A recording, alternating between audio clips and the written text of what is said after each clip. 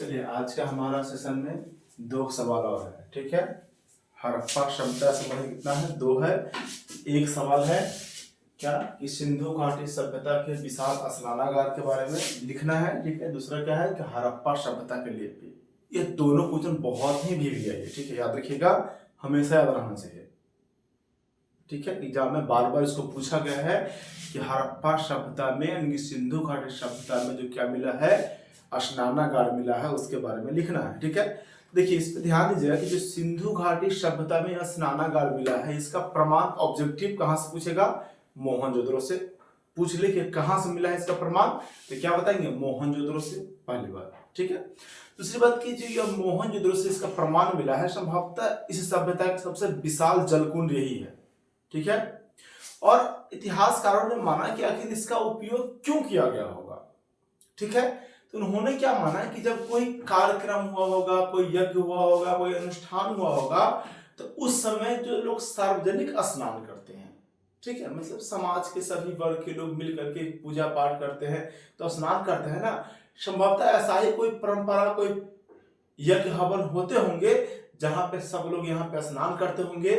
इसका रीजन स्नानागार क्यों कहा गया, क्योंकि इसमें उतरने के लिए उत्तर और दक्षिण से सीढ़ियां लगी हुई थी।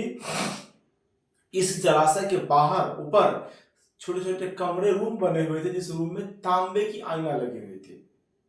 अब बताइए कोई एक तालाब है जिसके बाहर बदलने के रूम है, उसमें तांबा का आईना लगा हुआ है, क्या मानिएगा कि भाई शायद वहां लोग स्नान करते थे और कपड़ा बदलने के लिए रूम बना गया था। तो यहाँ भी यही है, उसमें पानी निकालने के लिए, उसके पानी को बाहर, पानी गंदा हो जाए तो बाहर करने के लिए उसके नाले बनाए गए थे, ठीक है।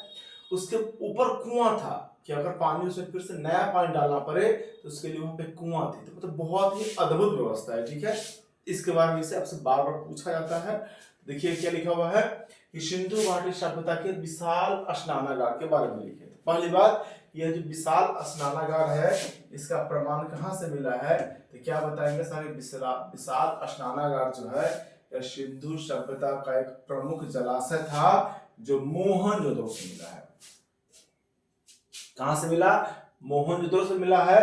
इसका उपयोग क्यों किया गया होगा सर, इसका उपयोग शायद सार्वजनिक स्नान के लिए, ठीक है। इसकी लंबाई की बात कर ले तो लंबाई कितना है, तो 39 फीट लंबा है, 23 फीट चौड़ा है और 8 फीट गहरा है, ठीक है। तो क्या है इसकी लंबाई, इसकी लंबाई की बात करेंगे तो 39 फीट लंबाई है, ठीक है। यह तालाब 23 फीट चौड़ाई है और 8 फीट गहरा है, ठीक है। इसमें नीचे जाने के लिए क्या है, तो उत्तर एवं दक्षिण से सीढ़ियां लगी हुई थी, बस इतना लिख देना है। अगर आपसे सवाल पूछ ले कि सिंधु घाटी सभ्यता के हड़प्पा सभ्यता में मोहनजोदड़ो से जो स्नानागार मिला है इसके बारे में आप संक्षेप में लिखिए, इसके बारे में लिखिए, तो बस इतना लिखेंगे कि सिंधु घाटी सभ्यता क्या है, इसका प्रमाण मोहनजोदड़ो से मिला है। यहाँ का मतलब इस सभ्यता का यह एक प्रमुख जलाशय है, ठीक है। इसका उपयोग संभवतः सार्वजनिक स्नान के लिए किया गया होगा। इसकी लंबाई, किसकी, इसकी लंबाई मतलब इस स्नानागार की लंबाई 39 फीट लंबा है, 23 फीट चौड़ा एवं इसकी गहराई 8 फीट थी, है ना। इसमें नीचे जाने के लिए उत्तर एवं दक्षिण से क्या था, तो सर सीढ़ियां लगी हुई थी। कोई दिक्कत, बस यही हम लिख देंगे और यहां से हमको 2 नंबर बिल्कुल मिल जाएगा, ठीक है। दूसरा हम बात करते हैं कि सर सिंधु घाटी सभ्यता में यानी कि हड़प्पा सभ्यता की जो लिपि थी, लिपि का मतलब जो लिखने की, जो लोग लिखते थे, लिपि का मतलब क्या है कि लिखने की शैली को लिपि कहते हैं। सर जो यहाँ की लिपि है, यहाँ के जो लोग क्या लिखते भी थे, तो बोलेंगे हाँ लिखते थे। रीजन क्या है, क्योंकि यहां से लिखे हुए चिन्ह तो मिले हैं। कैसे लिखते थे, तो चिन्ह और प्रतीकों के माध्यम से लिखते थे, लेकिन क्या लिखे हैं हमें नहीं पता, क्योंकि आज तक हमने इसको पढ़ ही नहीं पाए हैं। इनकी लिपि की बात कर ले तो इनकी लिपि की संख्या जो है 64 है, 64 है, जबकि इसमें जो कुल वर्णों की संख्या दिया गया है क्या है, 400 है।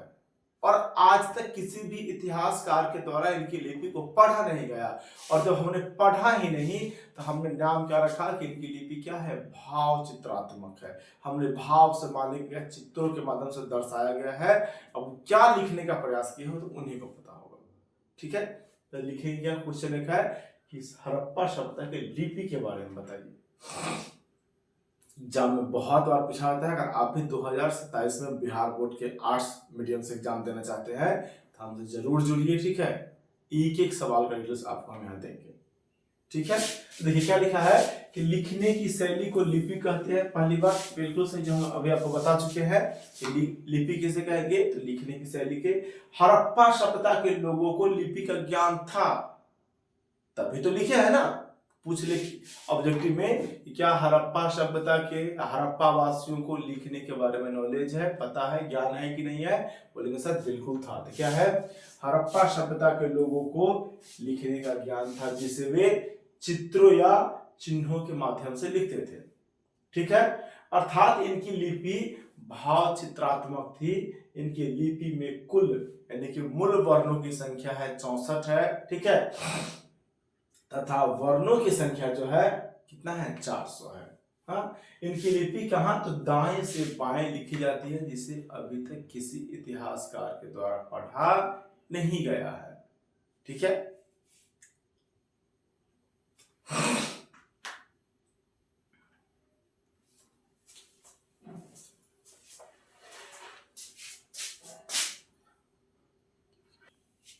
चलिए क्वेश्चन लिखिए। तो पहला क्वेश्चन कि सिंधु घाटी सभ्यता के विशाल स्नानागार के बारे में लिखे। क्वेश्चन उतार लिया, सिंधु घाटी सभ्यता के विशाल स्नानागार के बारे में लिखे। लिखिएगा, विशाल स्नानागार सिंधु सभ्यता के एक प्रमुख जलाशय था। विशाल स्नानागार सिंधु घाटी सभ्यता का एक प्रमुख जलाशय था, जिसका प्रमाण मोहनजोदड़ो से मिला है। जो कहां से मिला है, मोहनजोदड़ो से मिला है।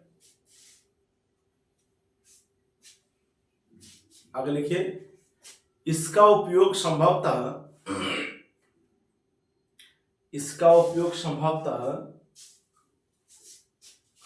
सार्वजनिक स्नान के लिए, देख के भी लिखे, हम बोल भी देते हैं। ठीक है, इसका उपयोग संभवतः सार्वजनिक स्नान के लिए किया गया होगा।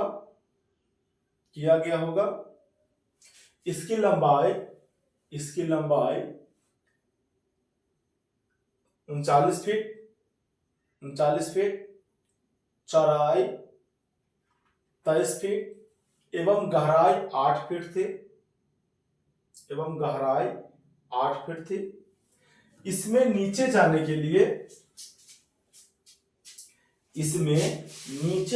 लिए उत्तर एवं दक्षिण से सीढ़ियां बनी हुई थी।